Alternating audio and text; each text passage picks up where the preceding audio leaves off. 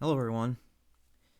I guess it's my recommended on YouTube or something. Whenever I log in, there's videos sitting there that I guess were tailored to whatever I watched last. Whatever the reason is, I watched a couple of videos and one has my attention right now. That one video has my attention because I think that it's a dangerous video. It's dangerous because it presented the information in the wrong way, or at least it was worded wrongly. I'll go ahead and explain why, but first, let me give a bit of a heads up here. It is going to be easy to figure out who I'm talking about based on what I say. I do not want you all to think that I am calling them out. That's not my purpose here. My purpose here is to present the information as is and have a little bit of a discussion. Okay, with that out of the way, the video was saying that the RTX 3000 series, or Ampere, is the end of two-stream PC setups. That's false. Two-stream PC setups have been obsolete for a number of years.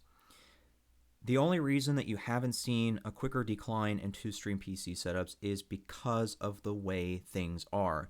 You have to understand that streamers in particular will always trust the people closest to them, even if they're bad at PC building.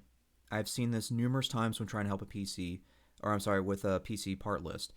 I'll go in there and then the streamer will have some trusted friend who I know for sure is very bad at PC building, but they will always take their advice over mine.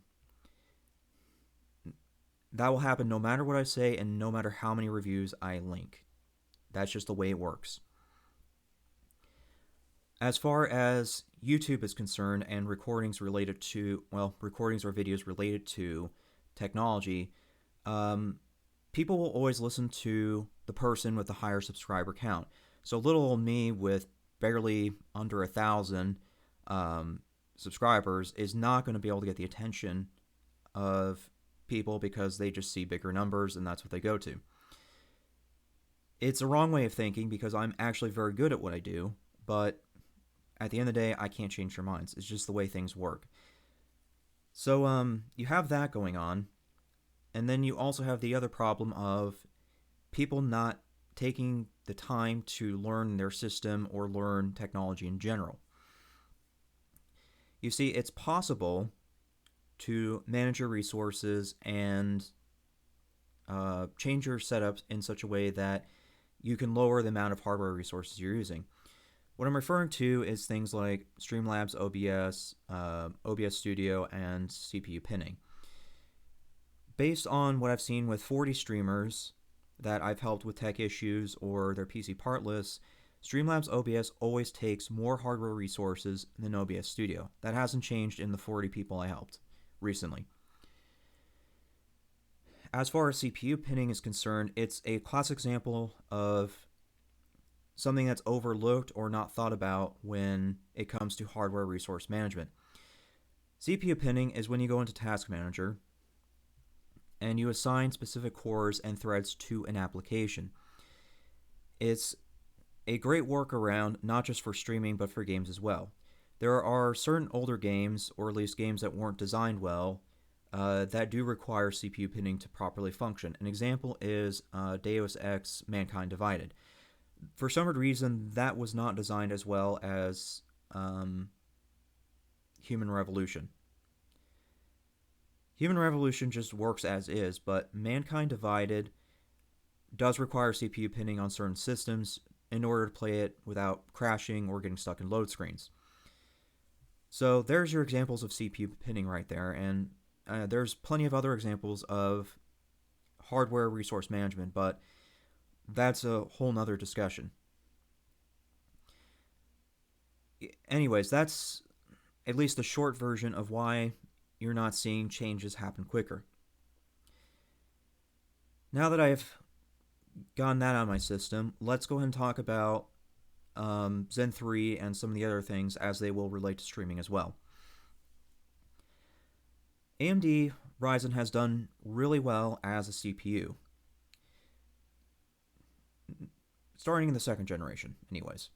First generation had quite a bit of issues, but that was to be expected because, it's a brand new CPU methodology for AMD. So first gen had some issues, but once we got to second gen and third gen, it just steamrolled from there.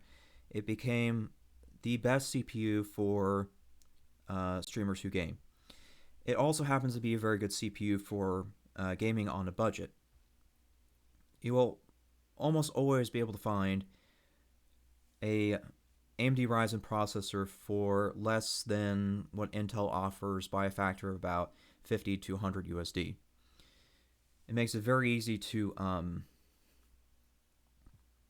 do budgets and get certain things into the build that may be required. A lot of people will tell me, no, Zen 3, AMD Ryzen in general is not good for gaming, and actually it is, because once we got to second generation, the average gap was somewhere between 10 to 15 FPS between an Intel processor and an AMD Ryzen.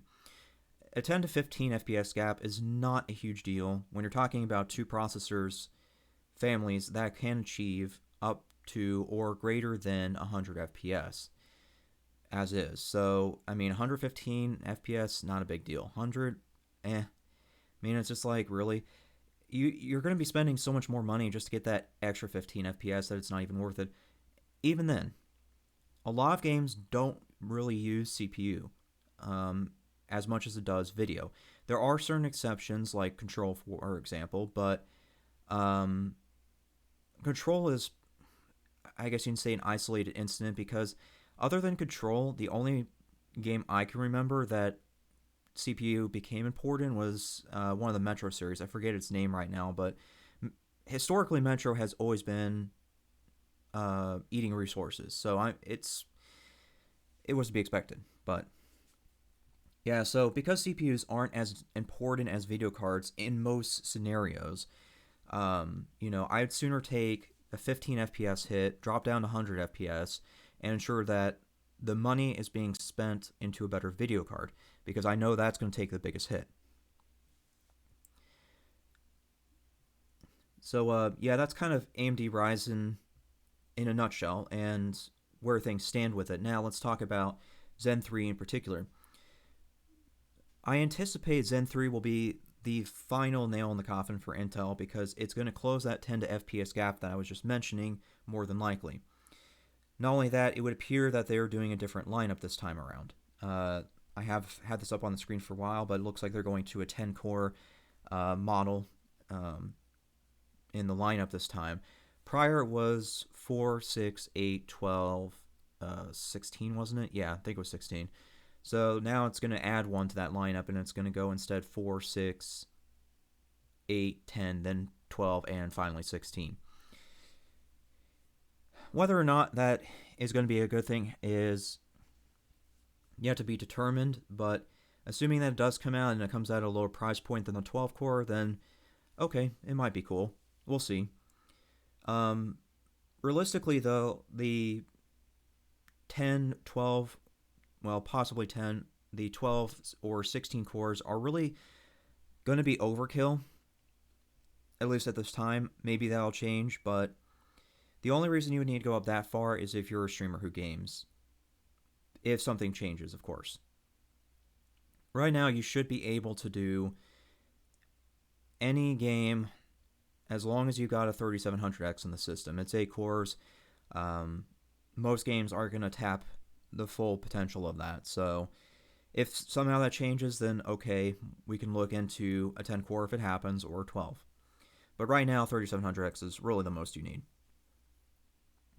The only thing that could possibly change, the only things that could possibly change to make this different is, 1, if games start taking more CPU, or 2, the new encoder. I couldn't find it before I started the recording, but I remember it being mentioned somewhere that Twitch was working on an encoder that will allow for 1440p. I highly doubt that they're going to make that happen, because of the fact that most people aren't going to really be able to watch in 1440p, and also because it's just going to take a tremendous amount of resources, not just on their end, but the streamer's end as well. So we'll see what happens. But those are the only two things I can think of that would change the scenario of needing more cores as a streamer. As a gamer, you shouldn't need more than 6 right now. If you're doing nothing but gaming, 6 is probably overkill, I guess is the fair word. But again, if that changes, then we can look into a course for gamers. But streamers, I would start at 8, won't go past 8 until the two mentioned reasons happen. So, yeah, I'm very excited for Zen 3. It's the short version. It will certainly give both gamers and streamers, a bunch of different stuff. Okay, I think another thing that we can talk about real quickly in relation to all of this being discussed is the Zen 3 platform itself. Well, Zen 3 or the platforms involved with it, I should say. One of the things that drives me absolutely insane is, well, one of the many things, is that people are using older AMD boards and then updating the BIOS to use the newer systems to cut a few corners in terms of costs. That's not the best way to do it. While it may work for people at certain points, it's not going to be a guaranteed 100% problem-free way of doing it. I've noticed this with multiple builds in recent times,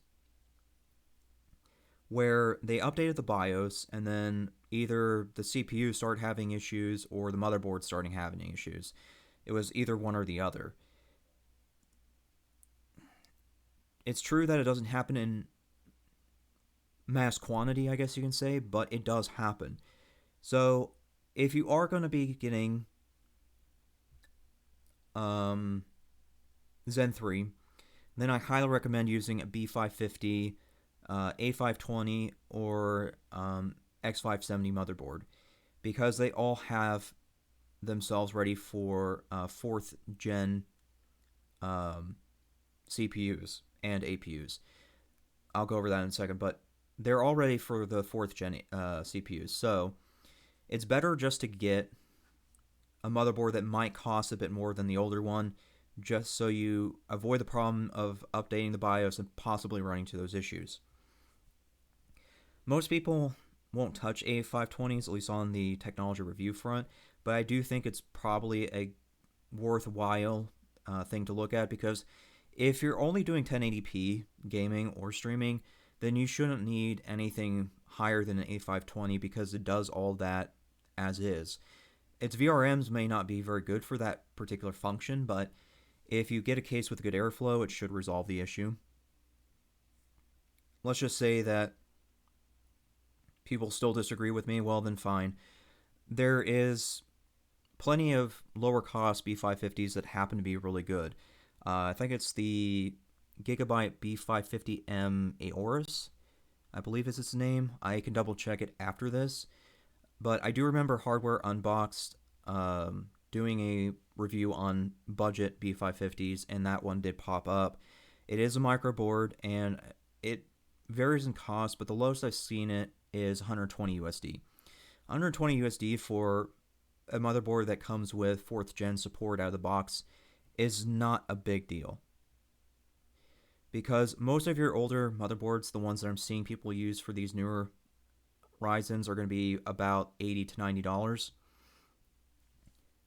If you look at it this way, you're spending $40 more to be guaranteed that you won't run into as many issues. Not only that, you're getting newer features or support. So I think it's completely worth it, and I think that this whole idea of not spending a good portion of the budget on the motherboard is a pretty wrong way of doing a PC build. You shouldn't have to be cutting corners like that. The budget should allow you to put a motherboard that fits the system. So, yeah, that's kind of what I have to say on all of this. But actually, I just thought of something. Let me end the recording by shouting out some channels that I think that you all should be watching so that you can educate yourselves if you want to. So I mentioned, I think I mentioned Jay's 2 cents earlier. Jay's 2 cents has been the most outspoken when it comes to two-stream PC setups being obsolete. I would also check Gamers Nexus, Hardware Unboxed. Let me think. So Hardware Unboxed. Yeah, I would say stick with those three because those are the ones that I tend to watch a lot of and trust when it comes to what they say and what they review. They do a much better job than a lot of these people that think they know, technology and stuff, when in reality they don't. But yeah, I'd stick with one of those three. I'm sure there's probably others I can't think of. If I think of more, I'll just put it in the description. But for now, that's the most I have. Thanks for listening.